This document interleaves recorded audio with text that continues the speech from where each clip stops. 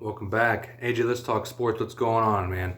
So we had a really awesome interview yesterday. It was Sunday. Welcome February 1st. Welcome Black History Month. Welcome my birthday month in 10 days. If anybody wants to get me something, I would like for y'all to subscribe. Like right under there, like somewhere. You just subscribe to my channel. I'm getting a lot of views, a lot of views, but no subscriptions. Please subscribe. I would love for you to get all my information and stuff as I'm putting content out, and I'm just going to pump it out to you guys because I'm a freaking beast. I'm a stud. I don't got my lucky hat on today, so we might not have a good show, but let's get going. All right, first. All right, I'm going to have my lucky old school 1990s notepad. I should bust out that Trapper Keeper, by the way. I don't know. No, I don't have a Trapper Keeper, but would be pretty cool if I did, wouldn't it? Would be pretty cool if I did, you know what I'm saying? Bam! Get some of that, young blood. I'm sorry. All right, February 1st edition, Aquarius time. This is the age of Aquarius. Aquarius. Okay, we're doing sports. Not about singing. So I got 3 basic food groups here that we're going to discuss and divulge and ingest, and hopefully we can get a good body workout as you learn some stats from your stat boy tonight. All right. Brady will definitely consider playing past 45, we're discussing here. This is a hot topic. I guess they just had an interview with Tom Brady. So here it is. 20 years. He's got 20 years. We all know that with New England Patriots. We all know that it was a dink and dunk system, and Brady did awesome and fantastic at that. That's great and wonderful. I don't know why I'm talking about Tom Brady because I hate Tom Brady, but let's talk about him. And then there's also, this is his first year at Tampa Bay with Bruce Arians, and this is a totally different system. Totally different system. And we saw a lot of bumps along the road during this season. This is the no risk it, no biscuit Bruce Arians long bomb gunning style offense. So you got your boys running down the field and you got to throw it. You know what I'm saying? No risk it, no biscuit type offense.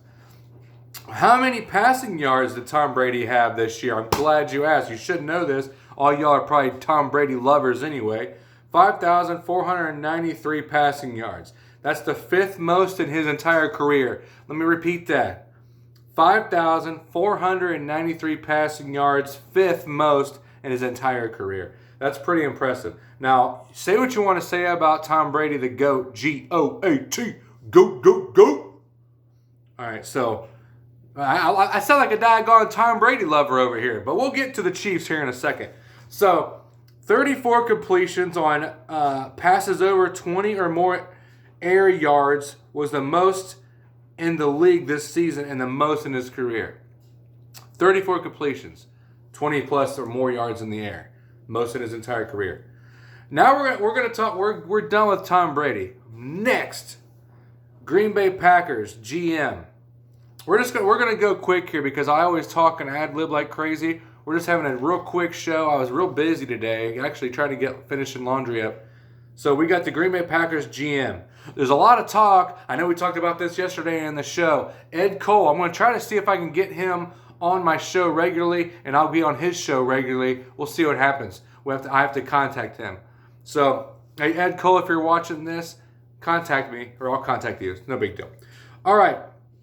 So the GM is saying he's our quarterback, and he's our leader. I know we have a lot of talk with all these with the GMs, the corporation people, and they always really watch what they say. It's just almost like a politics game where they'll just tell you whatever you want to hear during their off season, during their political campaign to say whatever they want to get you to vote for them. But in essence, when it's time for the nitty gritty, they do nothing. We're not even going to get into all that politics stuff. But we'll see what happens during this all-season by the NFL draft and all this stuff if Aaron Rodgers is going to go anywhere. I know they're kind of talking about it up here in Green Bay, but really not because they think Aaron Rodgers is going to stay here. But I talked to a couple people around here. They're not even worried about it But if you go according to what people say up here in the organization, the GM says he's not going anywhere. Had a news conference today to reiterate that he's saying Coach LaFleur says the same. So the GM had a news conference today on Monday saying he's not going anywhere, and he's already reiterating what he already done said. So the GM absolutely says absolutely not, in little quotes, not trading Rodgers. We're going to remember all this, GM, because if it comes back and bites you in the ass, you're in trouble.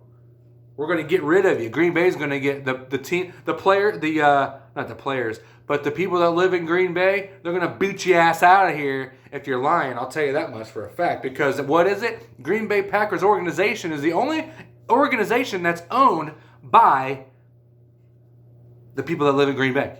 Anyways, possibly still get stocks. I know Ed Cole said you could possibly still get stocks in Green Bay if you're a resident of Green Bay. I don't know. They're about 2.5 hours north of here. I should drive up there and ask some people up there.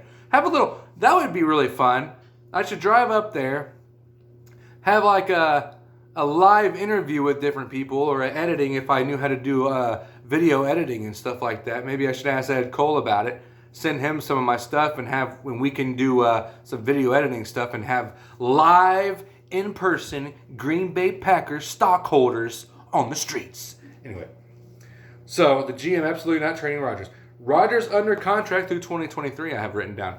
I can't get any more information, so I have to write everything down. I want to ad lib a little bit and then go into the stats. I just write down little tidbits that I like to talk about and stuff. So that's one. Rodgers under contract till 2023. So possibly, and they say he's not guaranteed. What I read was he's not guaranteed any money. It's all done now. So we'll see what happens there.